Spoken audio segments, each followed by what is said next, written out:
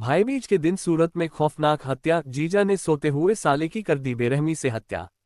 सूरत के अठवा इलाके में भाईबीज के पावन पर्व पर रिश्तों को शर्मसार कर देने वाली दर्दनाक वारदात सामने आई है। जानकारी के मुताबिक जीजा और साले के बीच घरेलू विवाद इतना बढ़ गया कि बात हत्या तक पहुंच गई। दरअसल आरोपी जीजा ने अपनी भांजी को किसी बात पर मारा था, जिस पर साले ने उसे समझाते हुए टोका।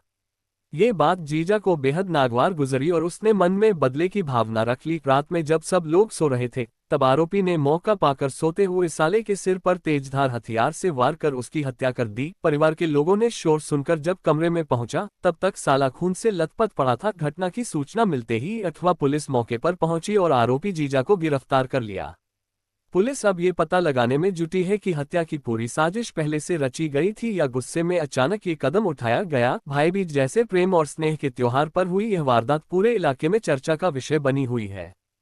ટક્કાવાળા વિસ્તારમાં એક આવા બનાવ બનેલ છે કે એક લાલાભાઈ દેવજીભાઈ વસાવા કરીને છે અને એમના પત્ની સાથે એમની વારંવાર ઝઘડો થતો હતા અને આ બાળકોને પણ મારતા હતા અને આ બાબતના બાજુમાં જ આમની પત્નીના માયકા પણ હતા અને ત્યાં જતી રહેતી હતી।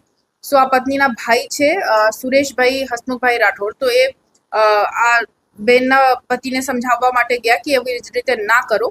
તો આ બાતની અદાવત રાખીને આ લાલાભાઈએ સુરેશભાઈના ઘરમાં જઈને લોખંડના ટોમી વડે મરંजना જ્યારે સૂતો હતો ત્યારે એમની સર ઉપર ઝટકો મારી ગંભીર ઇજાઓ કરી હત્યા કરેલ છે અને આ બાબતની ગુનાની ફરિયાદ અઠવા લાઇન્સ પોલીસ સ્ટેશનમાં દાખલ કરવામાં આવી છે અને આરોપીને ડિટેન કરી અટક કરવાની પ્રોસેસ અત્યારે ચાલુ છે।